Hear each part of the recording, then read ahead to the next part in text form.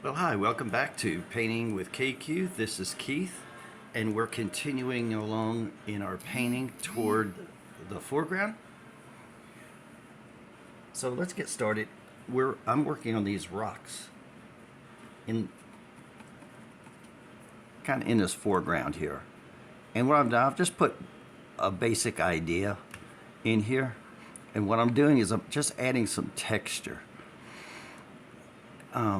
Putting a little darkness to separate this rock from this rock, and wherever I think I need to have some darkness, like down in here for rock separation, I'm just including that now.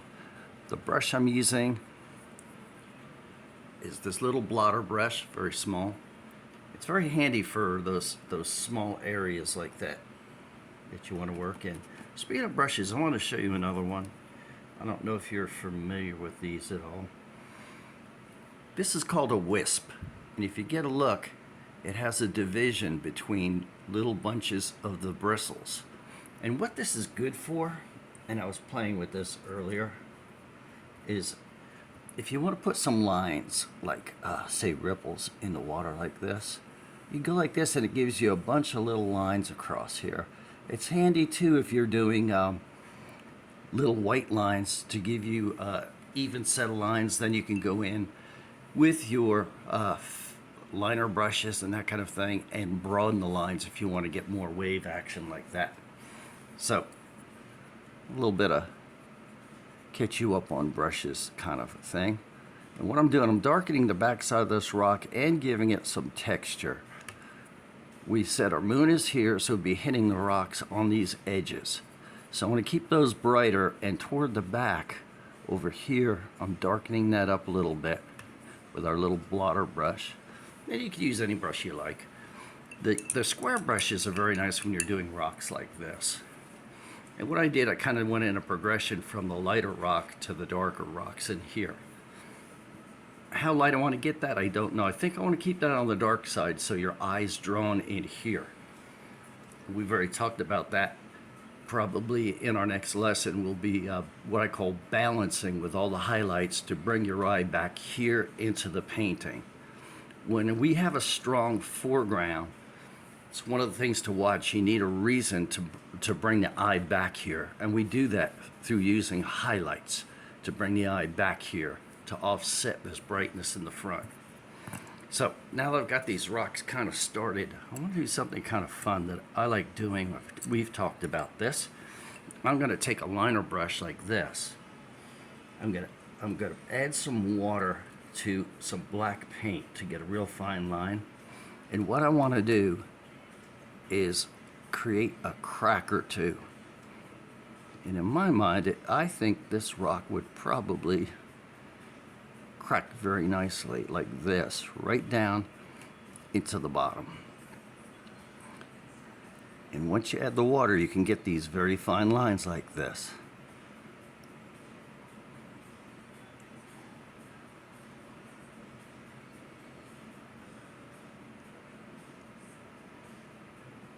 And what I'm doing, I'm just giving my hand a little wiggle to make sure I don't have a very, very straight line. And say it would crack like this.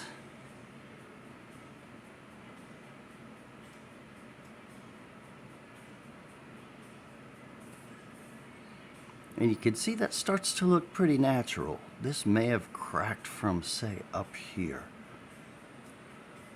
and come down like so. That being the case, over here, I kind of feature a jagged line.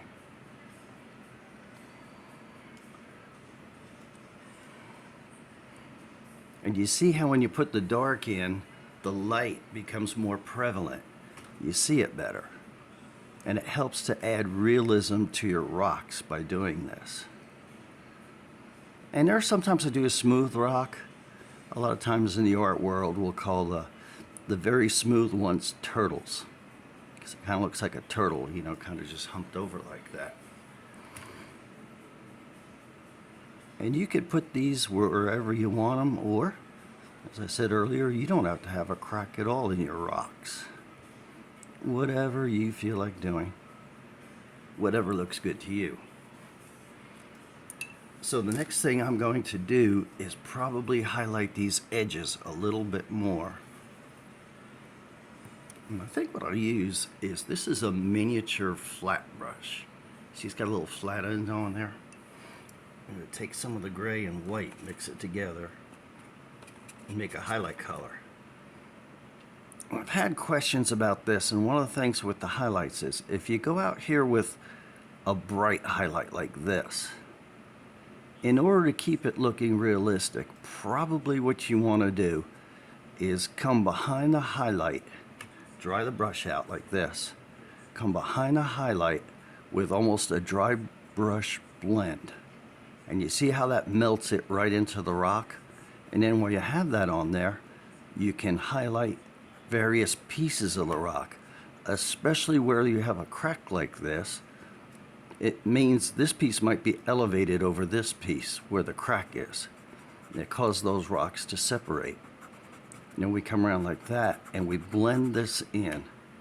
And you see how that starts to look more natural. Now, if we just had this white line on here, it looked very out of place. But when you blend it in like that, it kind of makes sense to your eye and looks much more realistic.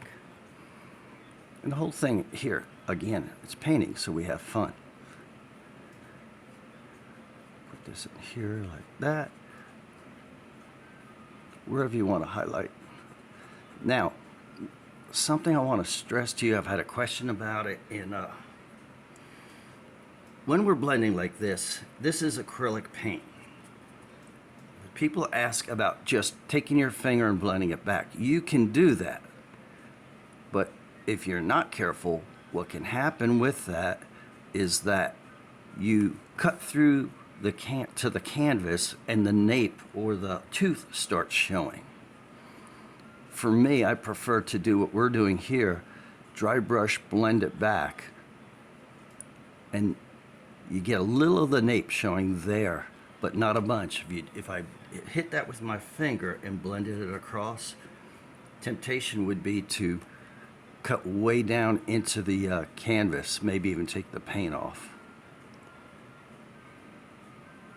Now you can barely see it, but what I've done, I've included blue down to the bottom for shadows, and I also put in some red on the top side because these are foreground rocks, and that's in the underpainting.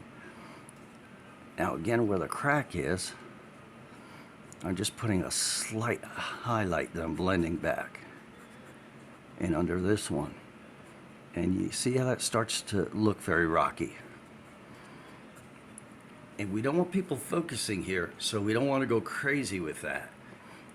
I might even darken this a little bit just to have it showing where the moon is. Put a little highlight down here. But we want people to look past this and into the painting, but we want it to look kind of realistic. This was a jagged rock, this was a smoother rock, and here we have a flat rock. So you have an example of how to do it. So anyway, I hope this helps you today. Next time what we'll be doing is putting some lily pads in here and just touch this a little bit and getting ready to put our final foreground in. Then we'll balance the colors. So anyway, hope you have an incredible day. Thanks for being with us. I had a great time. I hope you did. And I'll see you next time here, Painting with KQ.